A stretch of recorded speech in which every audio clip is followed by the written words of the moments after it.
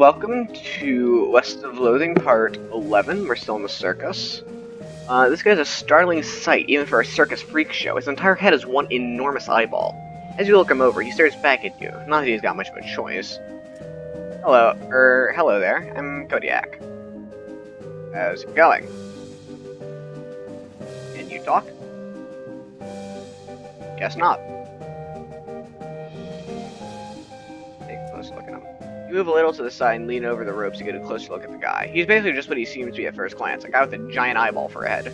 You do notice two things, though. First, he has an odd lump at the, well, you would call the base of his skull if he had it. Sort of a crumpled, fleshy mass the size of a fist. The squint into imagination, it almost looks like the crushed and shriveled vestigial remains of a human head. The second thing you notice is that his ankles are locked to the legs of the stool, and the legs of the stool are bolted to the floor. You blink? Or wink, I guess? Guess not. So, a circus gig. Hands slowly curl into fists and the knuckles turn white with tension. I see. Or understand, I mean. Okay, well, see you around. The man is neatly dressed, though his suit is a bit threadbare and out of fashion. He's smoking a pipe and leafing through a magazine. When you stop and look at him, he nods amicably.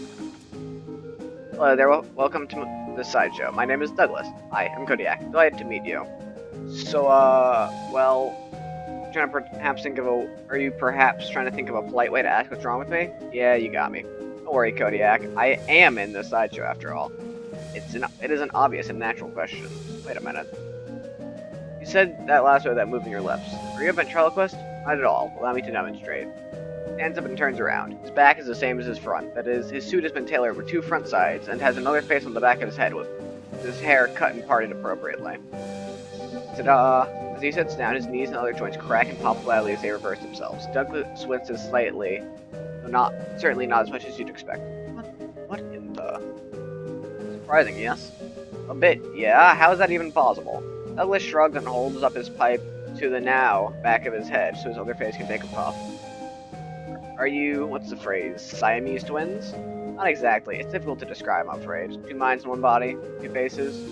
It would be closer to the truth to say two instances of the same mind, with, as you say, two faces.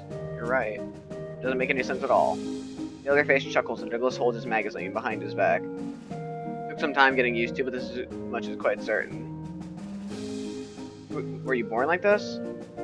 I would rather not discuss how I came to be this way, if you don't mind. Okay, I'm sorry. No apology necessary. Your knees must be a wreck. Surgery was necessary to permit them to bend in both directions. It sounds worse than it feels, I assure you. Why are you in a sideshow? With a regular suit and a haircut, you could easily pass for normal. I have a contract. At the corner of your eyes, you thought the clown making a gesture, but you didn't catch what it was. Douglas clears his throat. Plus, well, it's quite the life, you know. Free room and board, travel the world, and you meet such interesting people. Talk to you later, Douglas. There's a lady here with her head sticking out of a hole in a large metal box. She nods politely, I do. Hello there, enjoying the carnival? Well, it's interesting. You smile slightly. I'm sure it is. Ask you a question? Certainly. What's your name? I'm Janet. And you? I'm Kodiak. Nice to meet you. Nice to meet you too, Kodiak. Oh, why are you in a box? That's a rather personal question, isn't it? Oh, sorry, I'm only teasing, dear. Would you like to see what's inside? Sure? Janet whistles to signal the clown and he moseys over. He unlocks the door on the front of the box and throws it open with theatrical flourish. Inside, instead of a Janet's body, you see tangled, complicated assortment of glass tubes and pipes, ticking clockwork gears and pumps. Liquids of various colors, mostly red, slosh through the tubes. Large bellows near the top inflate, then begins to slowly deflate. What do you think? Not a trick, right? You fold it up behind a mirror or something in there or something?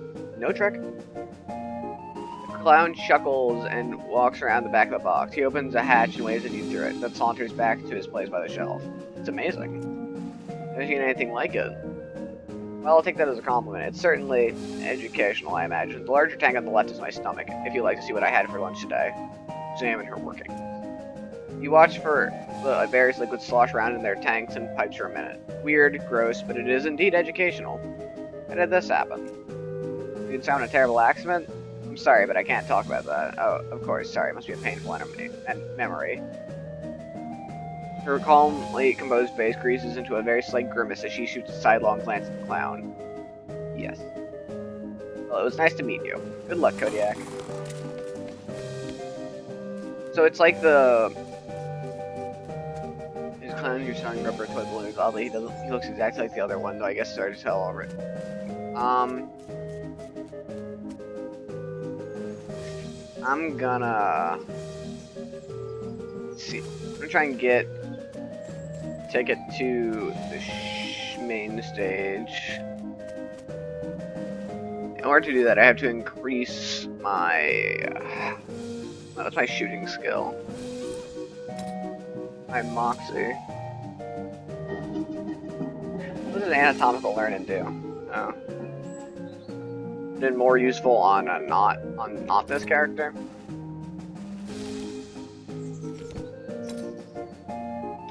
So how much more experience do I need for my next thing?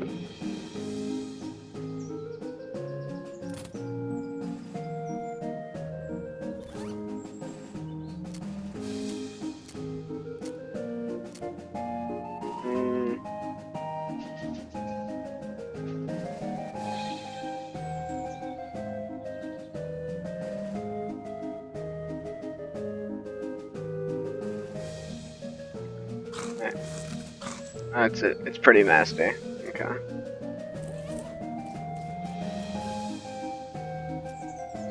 Okay. Shoot like a jaguar. Okay. Stage when later. Oh, jeez. I got the ticket.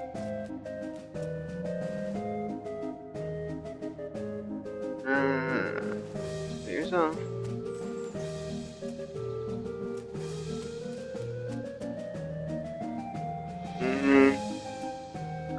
Unless you lost and found. Oh, sure, would you lose? I'll keep bottle cap. Where's you unlock this one? Yours puts a counter on the box. Okay.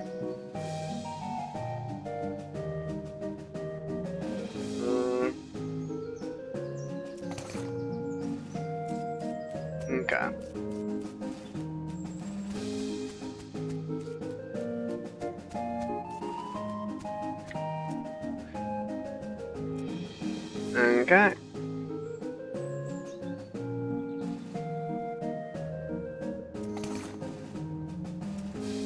Okay, well, I guess I have that now. To do.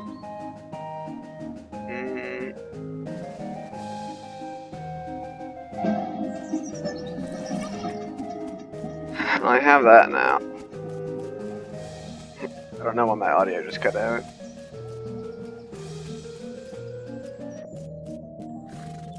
How do I...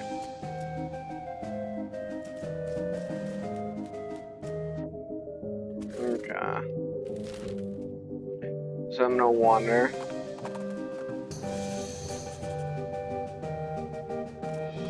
Oh, what's that? Okay, this should be interesting. Oh gosh, a real life nun. Yes, I'm Sister Tabitha. I'm Kodiak Garner. What's with the cots? Well, with the cow attacks and so on, I felt my faith would be better served by running this place like a clinic rather than just a church. I also sell medical supplies if you'd like your healing to go. Do you need any errands run or anything? You should ask. I'm experimenting with the healing properties of purple grass that grows near here, but I've run out. Would you mind picking some up for me? It grows near a cave. Makes an unusual humming sound. Okay. Gotta go to Humming Cave.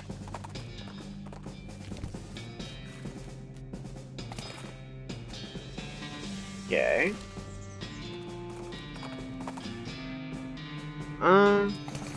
Canteen and Army Field Trauma Kit. Nice. Here's your purple grass. That took a lot less time than I thought it would.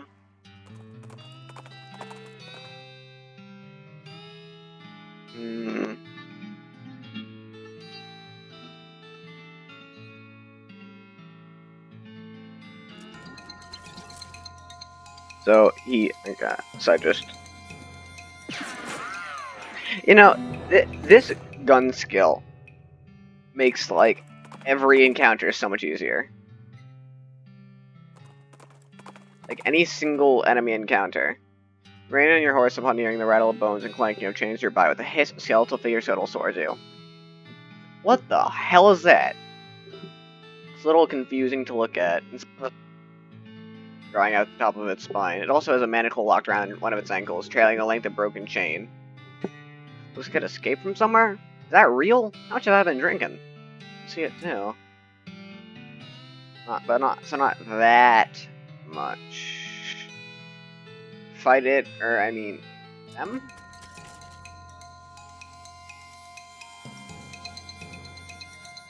Yeah, once again, just shoot it. It dies. Weirdly deformed bone. Plus 5 spell damage. I'll serve as a scene and jots down some notes.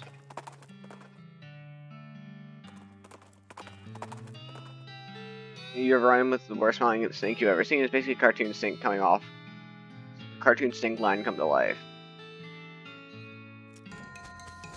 You know, I feel like this has single-handedly broken the game.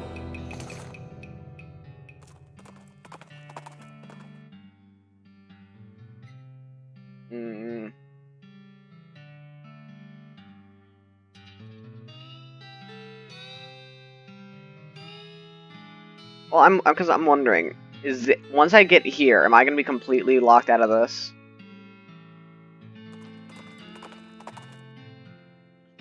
I see some ancient petroglyphs carved into a rock. Ignore them.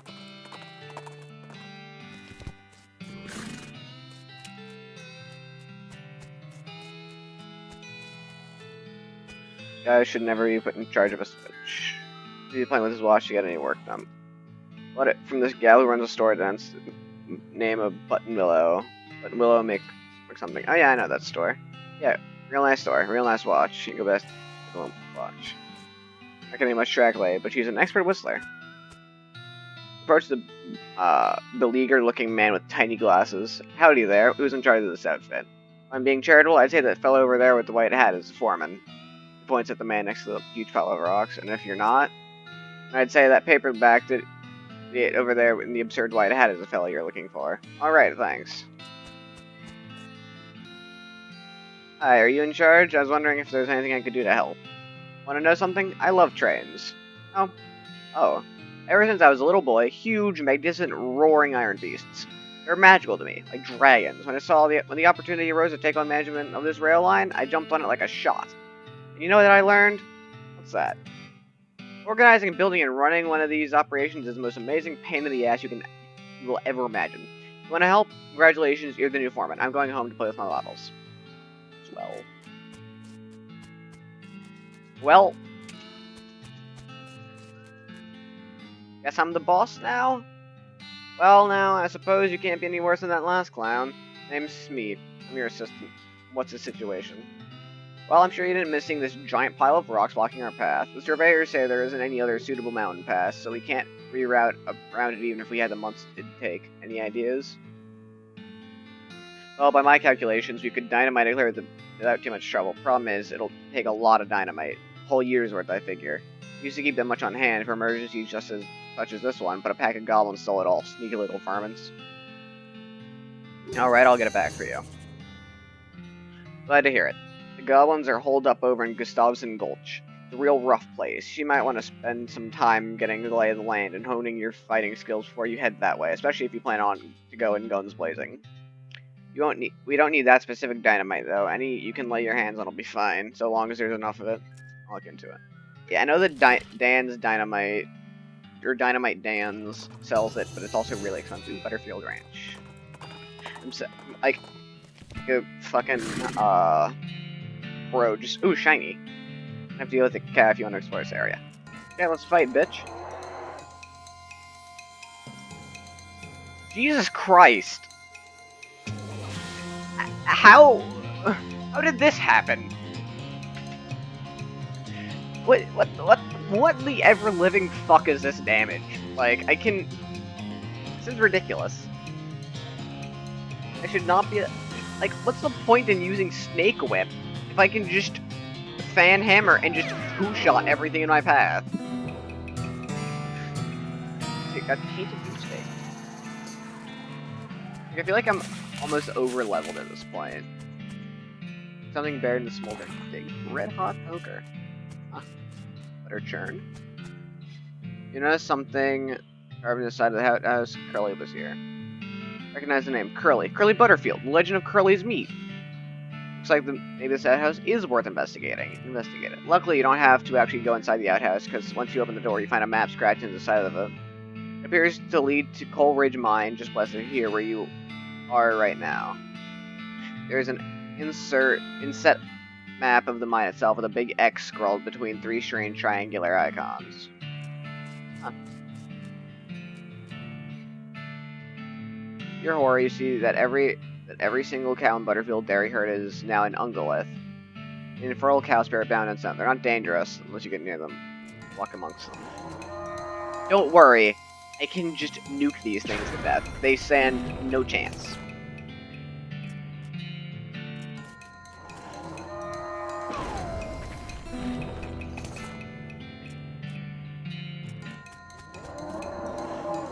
This might be it. Why are these things? These things are super weak, actually.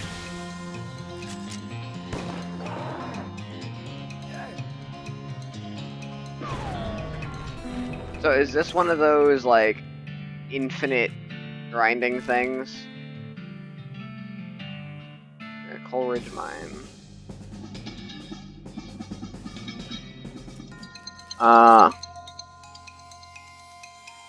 You know, once again, I can just... It's dead. Alice picks up Bunning, her eyes light up. Evidently, she's made an epiphany of some sort. Alice has become stronger. Nice. It's near three triangular shaped icons. Open the third locker. Combinate. You don't know how to combinate. Damn it. Oh, I have a pickaxe now, though. Oh, damn it. I have rope.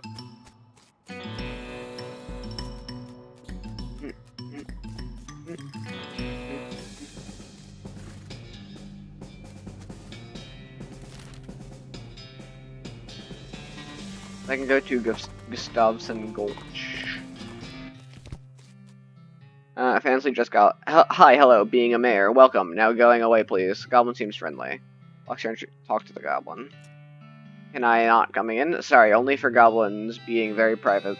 Trick him into leaving. Hey, though, outside the gorge, I was seeing a thing you liking a lot. Oh, what thing? What thing do you liking a lot? Pies? There are pies all over out there, being. Seeming dubious, but would neglectful being to not checking it out. The mayor takes a fork out of his pocket and leaves. Cool. You hear quiet rustling as though a single goblin were rummaging through a crate filled with straw. Don't beat the straw out of it.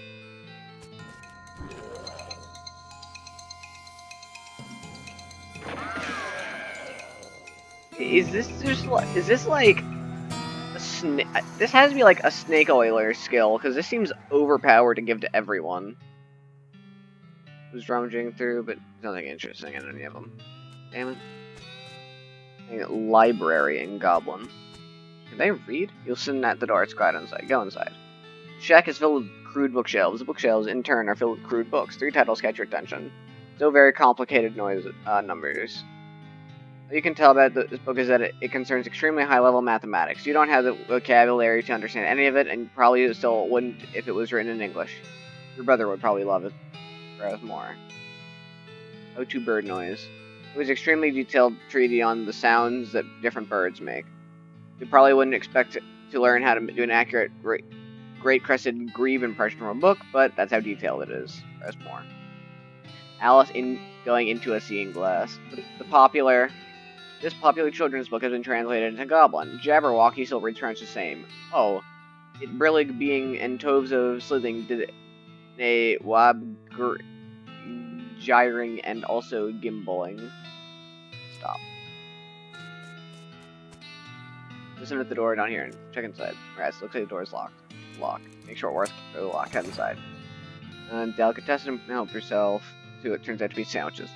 Probably. No sound coming from inside.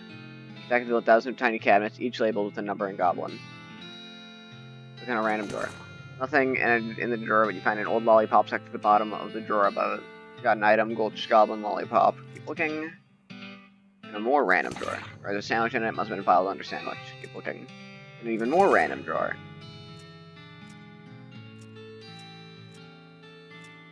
Okay. Check goblin pants. There are a couple goblins rushing around there. Sounds like they're doing something really important. Oh, they're magic goblins. Let's see.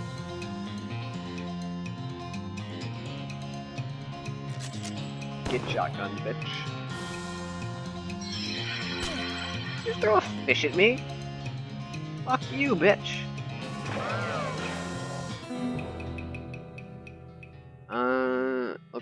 You look around the building, but it turns out to just filled with rotten fish. Okay, well, I'm gonna end this episode here. Remember to like, share, and subscribe, and I will see you tomorrow.